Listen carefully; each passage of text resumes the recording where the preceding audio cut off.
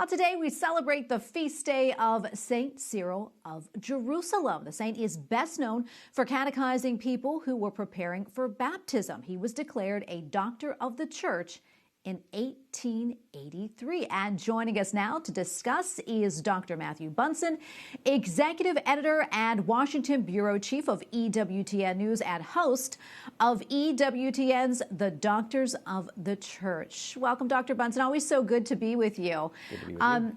For those who are not that familiar, tell us a little bit more about St. Cyril and some of the challenges the church faced during his lifetime. Well, we always have great sympathy for what bishops are facing today.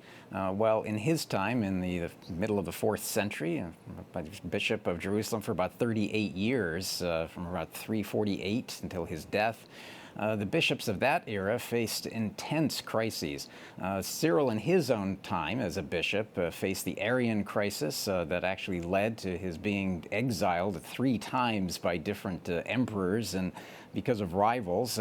The Arian crisis that called into question the divinity of Christ was an immense crisis for the church. He also faced opposition from some of his other bishops who resented a little bit the rise of Jerusalem as one of the great sees in the church. So it was a difficult time for bishops, but Cyril met the challenge. And he met it with fortitude, with holiness, but also with the constant reminder of God's loving forgiveness, especially for his enemies.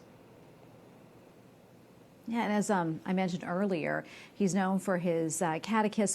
What more can you tell us about that?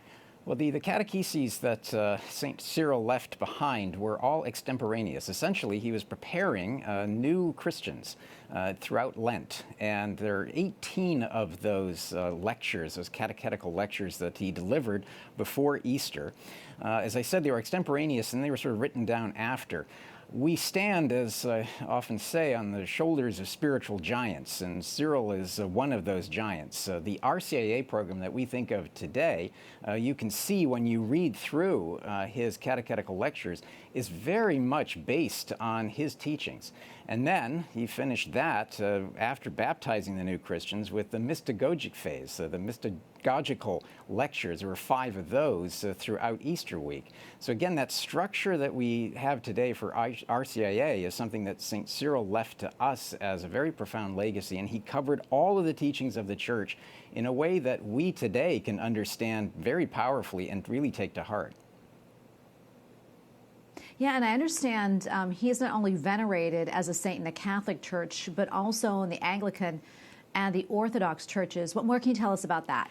Well, he is revered because of his holiness, but also the clarity of his teachings. The East and the West recognize the contributions of St. Cyril, as I said, not just as a saint, but also as a great teacher, as a theologian, but also as a great defender of the divinity of Christ at a time, as I was saying before, in the 4th century, when all of that was being called into question by the Arian heresy.